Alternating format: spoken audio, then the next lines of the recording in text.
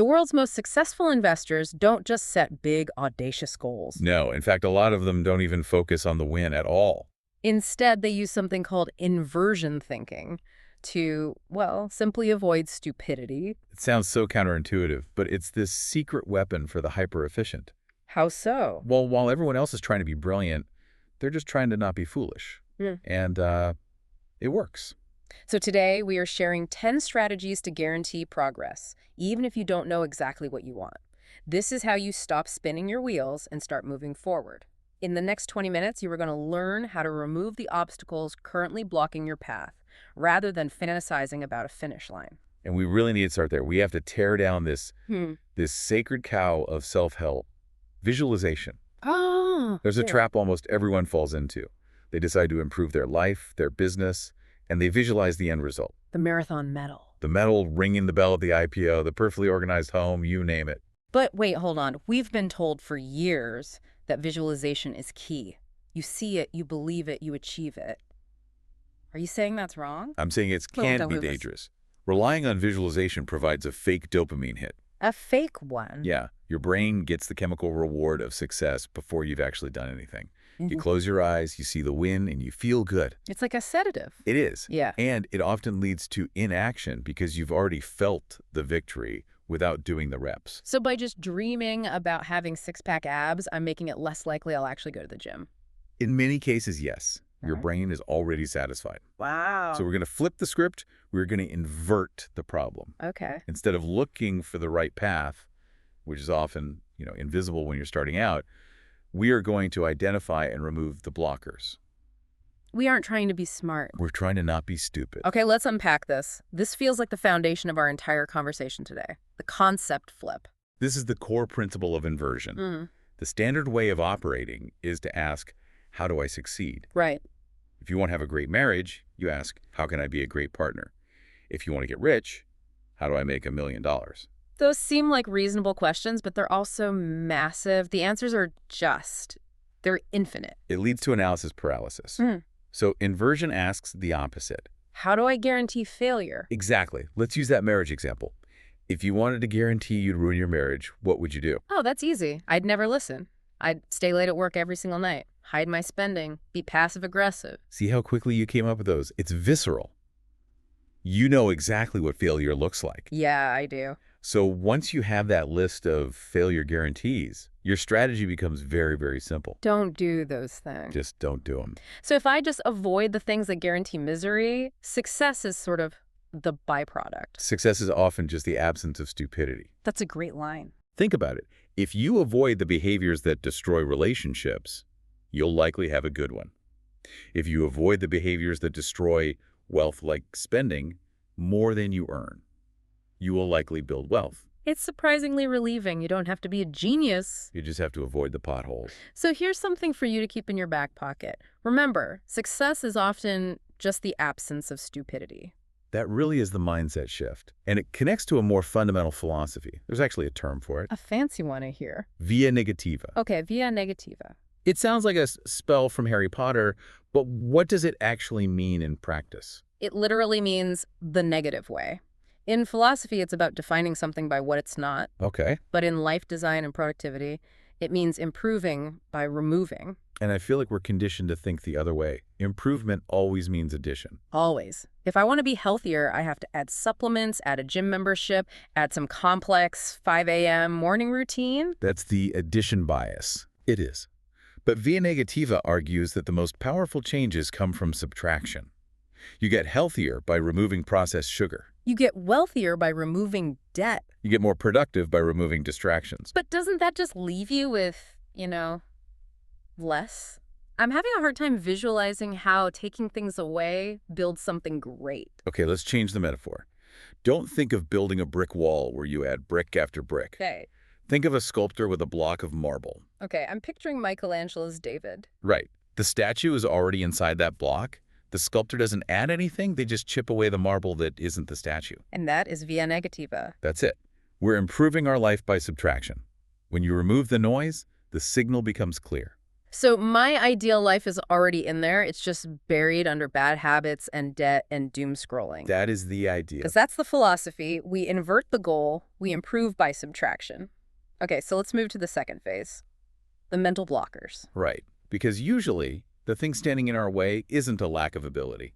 It's the weird stuff happening inside our heads. And specifically, fear. This brings us to a tactic called fear setting.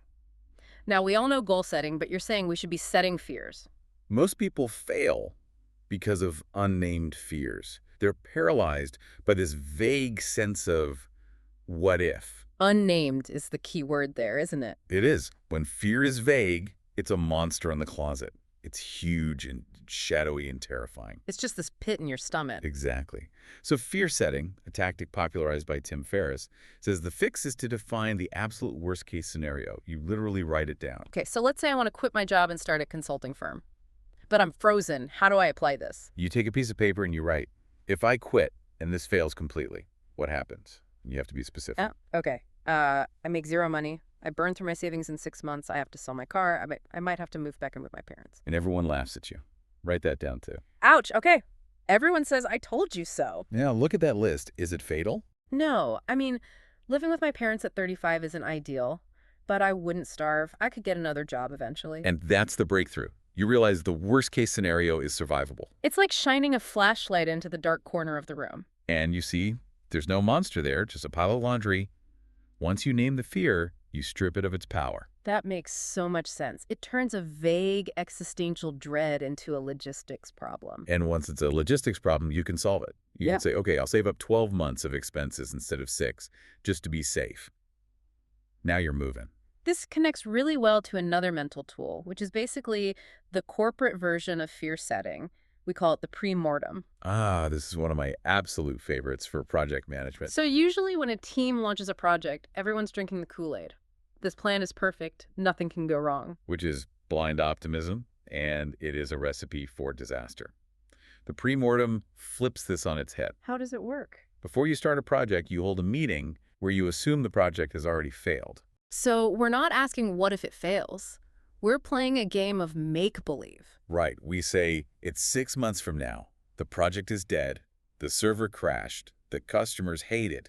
We are being sued. And then you ask the team, why did it happen? And that's so powerful because it gives people permission to be negative. Exactly. It makes it safe to speak up. In a normal meeting, if you point out a flaw, you're being a downer. But in a pre-mortem, you get points for creativity. Someone might say, it failed because the marketing budget was too small, or the software couldn't handle the traffic. And once you've identified those causes of death, before the patient is even sick, you can go back to the present and fix them. It's so much easier to spot holes in a plan when you look backward from a hypothetical failure. Instead of looking forward with rose-colored glasses. So we've tackled fear and blind optimism, but there's one more mental blocker that just drains our energy. The fear of missing out. FOMO.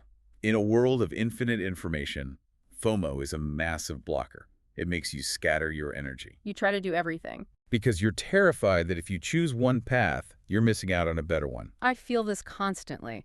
I should be investing in crypto. No, I should be learning AI. No, I should start a newsletter. And the result is I sit on the couch and do none of them. That is the paralysis of abundance.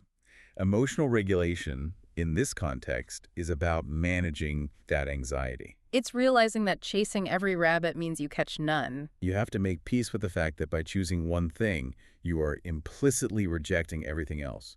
And that's okay. In fact, it's necessary. Okay, GPS check. We've covered the philosophy inversion and subtraction. We've covered the mental blockers, fear setting, and pre-mortems. Now let's get physical. Let's talk tactics. This is where the rubber meets the road. If your environment fights you, you will lose. Let's start with the desk. We call this the distraction vacuum. We often rely on willpower. We say, I'll just try really hard to focus. But willpower is a battery, and it drains fast. So the distraction vacuum is an environment hack. Right. You remove everything from your field of vision that isn't the current task. When you say everything, how literal are we being here? I mean literal. If you are writing a report and there's a utility bill on the corner of your desk, your brain is spending microcalories processing that bill every time your eye sweeps past it. It's like running apps in the background on your phone. It just drains the battery. Exactly. The distraction vacuum means your desk should look like a monk's cell. One monitor, one keyboard, no phone. No sticky notes. If it's not the mission, it's the enemy. I can just imagine a vacuum literally sucking up every stray paper and browser tab, leaving only the one thing you must do right now.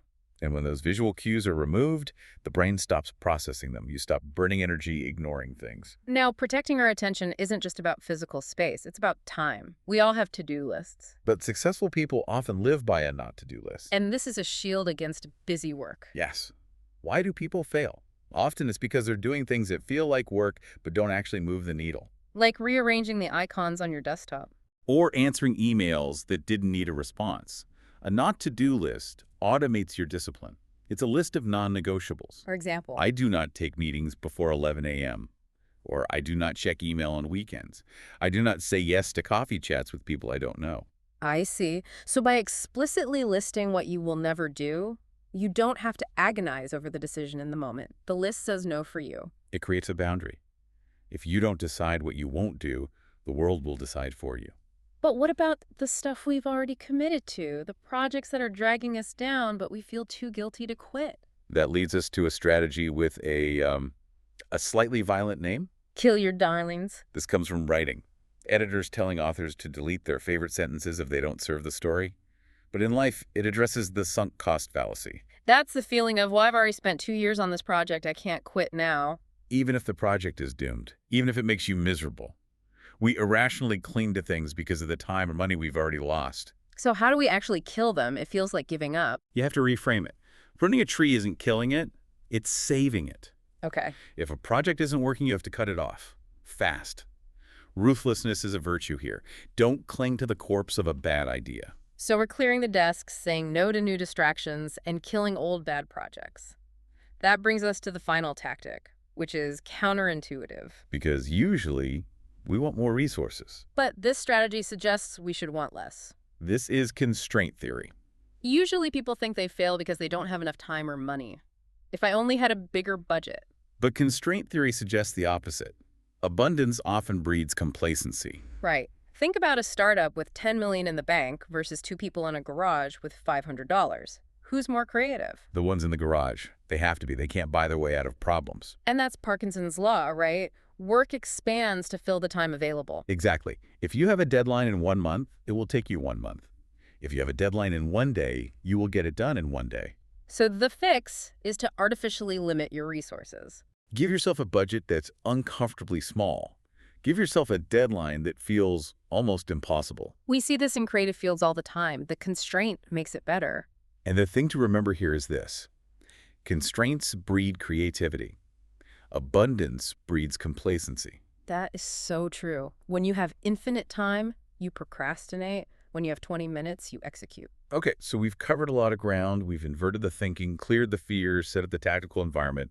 But there's one final piece, the destination. Or the lack of one. This is about mindset. Right. The problem with rigid goals is that life is messy. You set a goal to go to the gym 5 days a week, you miss 1 day, and you feel like a failure. And then you quit. You quit. So you have to embrace the messiness. How do we do that? You have to realize that you are allowed to change direction. You're allowed to stumble. Yeah. The goal isn't to be a robot executing a perfect algorithm. The goal is just to keep moving. Exactly. If you use inversion to remove the stupidity, and you use the not-to-do list to remove the distractions, Then what's left? That's the key insight. if you master inversion, if you become an expert at removing what doesn't work, success isn't a target you have to aim for and hit. It's the only option left standing. That's a profound shift. You're not chasing success, you're carving away failure until success is inevitable. And it takes the pressure off. Completely. You don't need to know the perfect path, you just need to know which paths are wrong and step off them. Let's do a quick flyover of what we learned today because these are tools you can use immediately. We started with the philosophy. We learned about inversion. Don't ask how to succeed, ask how to fail. And via Negativa, improve by removing. Then we moved to the mental clearing. We talked about fear setting, shining a flashlight on your worst nightmares to realize they aren't so scary. And the pre-mortem, killing your project in your mind so you can save it in reality. And finally, the tactics. The distraction vacuum, the not-to-do list, killing your darlings. and using constraint theory to force creativity. So what does this all mean for the person listening right now? What's the first step? I want to leave you with a specific challenge. It's easy to listen to this and just nod your head. I want you to actually do the work. What's the move? Stop asking what you want to achieve this week. That's the old way. Okay. Instead, ask yourself, what is the one thing that guarantees I will be miserable or fail this week? Okay, let me try that. If I stay up until 2 a.m. scrolling social media, I will be miserable and tired all week. There it is. You identified the failure point. So now what? Now, your only goal for the week is to not do that, just that one thing. Start there. Just don't do the stupid thing. And see what happens to your life when you stop. You've made it this far, so why stop now? There are 2 videos on your screen right now that are perfect for you. Just pick the one that looks most interesting and let's dive back in.